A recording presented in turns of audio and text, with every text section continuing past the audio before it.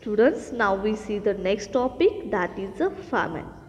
Water evaporates continuously. Water क्या होता है? Continuously evaporate. Naturally होता है वो. That is why places where it does not rain for a long time, जिस places पे ज़्यादा से ज़्यादा rainfall नहीं हुआ, experience a drought. At such places, water level falls in rivers, wells, lakes, birds and dams. आप यहाँ पे देख सकते हो कि सारे के सारे जो भी वाटर रिजर्वायर से पूरे के पूरे क्या हो रहे हैं, वहाँ पे वाटर लेवल वहाँ पे पूरी तरह से कम हो चुके.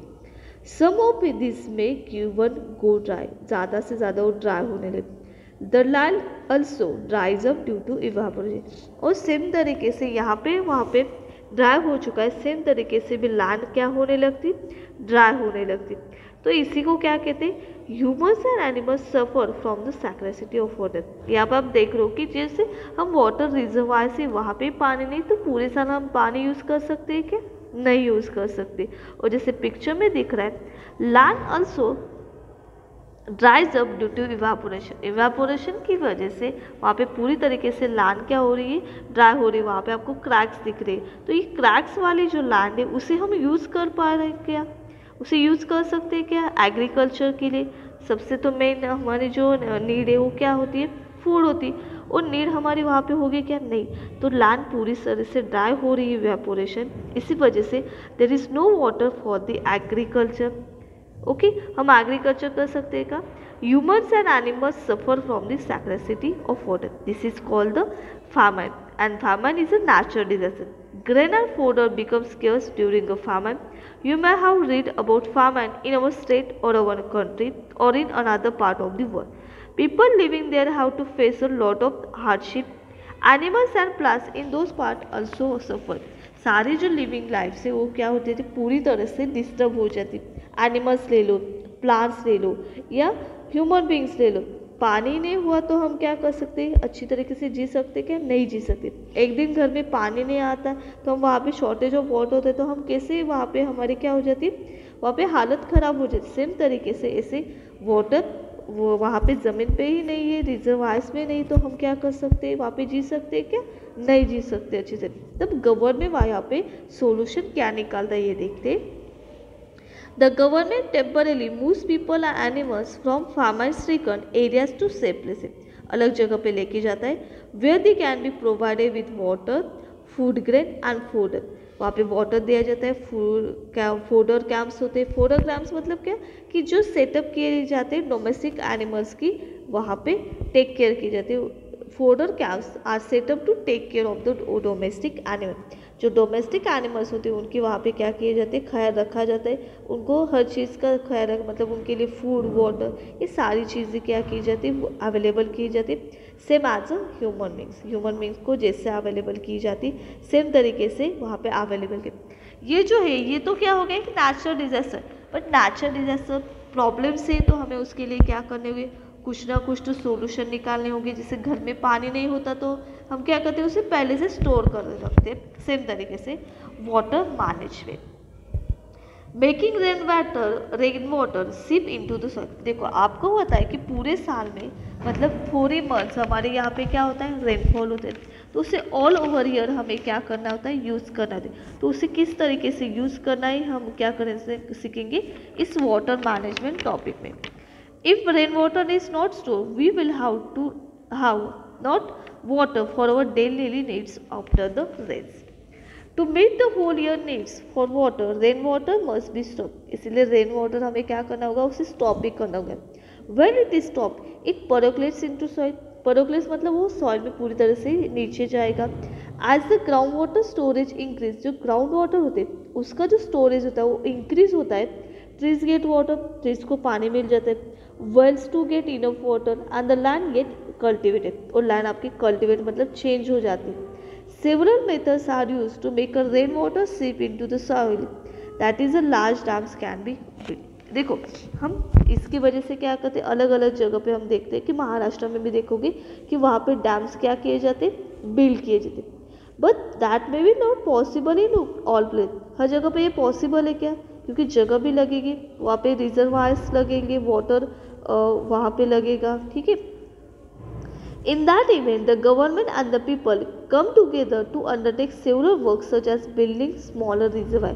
तो इस जगह पे जैसे लार्ज डैम तो हम बना रहे, कुछ जगह पर पॉसिबल होता है, वहाँ पे जगह भी चाहिए, बट कुछ जगह पे ये पॉसिबल नहीं, इतना सारा खर्चा, तो वहाँ पे इस जगह पे क्या किए जाते, छोटे छोटे रिजर्वायर्स वहाँ पे क्या किए जाते, बनाए जाते, कि जैसे हम घर पे भी ऐसे रिजर्वायर्स छोटे से बना सकते हैं हमारे खुद के घर के लिए।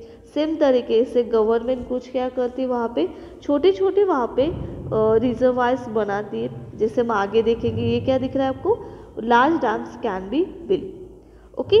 स्मॉलर रिजर्वायर्स काउंटर बिल्डिंग बनाए जाते हैं, stopping the water for the smaller stream by constructing bunds और बंधारा। जैसे आप आसपास देखते होंगे कि बंधारे बनाए जाते हैं, बर्ड्स, जैसे खेती में भी इस चीज़ों का क्या किया जाता है, ख्याल रखा जाता है।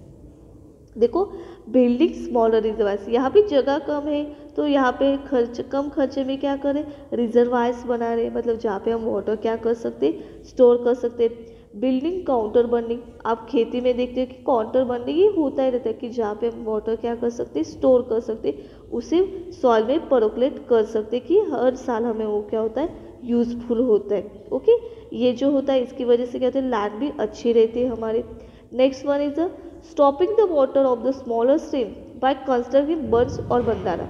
वहाँ पे हम बर्न्स और बंधारास बनाते हैं, इसकी वजह से स्मॉलर स्ट्रीम चलते रहते हैं, उससे क्या कर सकते हैं हम, प्रॉपर वे से क्या कर सकते हैं, यूज़ करते। देखो, घर में भी क्या करते हैं, जब हम टैब यूज़ करते हैं तो हम पूरा खोल के उसे यूज़ नहीं करते, वहाँ पे वाटर वेस्ट होता है, तो उसे कम वहाँ पे टैब को कम ओपन करके हम उसे यूज़ करते थे, ठीक है।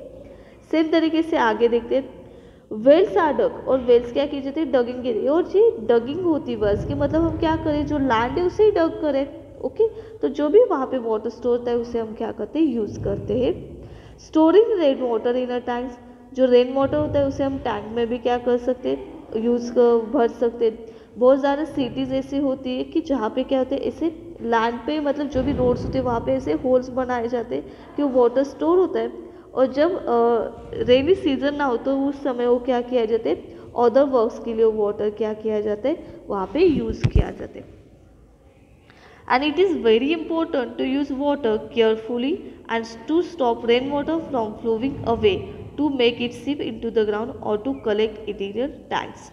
Taking steps to ensure that rainwater will be available in the period after the rainy season, it is called the water management, और उसे क्या कहा जाता है, वाटर मैनेजमेंट कहा जाता है, ओके। अभी यहाँ तक हमने लेसन देखा, तो अभी देखेंगे कि क्या क्या हमने सीखा और what is important.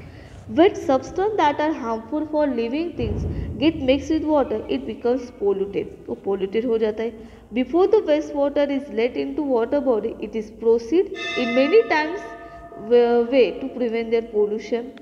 Before the water is supplied to the public, the dissolved and undissolved substance in it are separated at the water works and the germs in it destroyed.